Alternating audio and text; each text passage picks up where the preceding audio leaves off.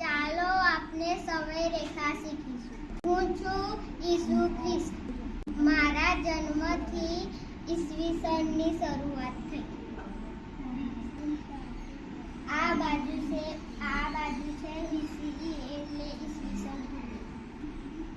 આ બાજુ છે CE એટલે ઈસવીસન પછી. પૂર્વે 500 ની આજુબાજુ મહાવીર સ્વામી બુદ્ધ થઈ ગયા. ઈસન પૂર્વે 500 ની આજુબાજુ ગૌતમ બુદ્ધ થઈ ગયા.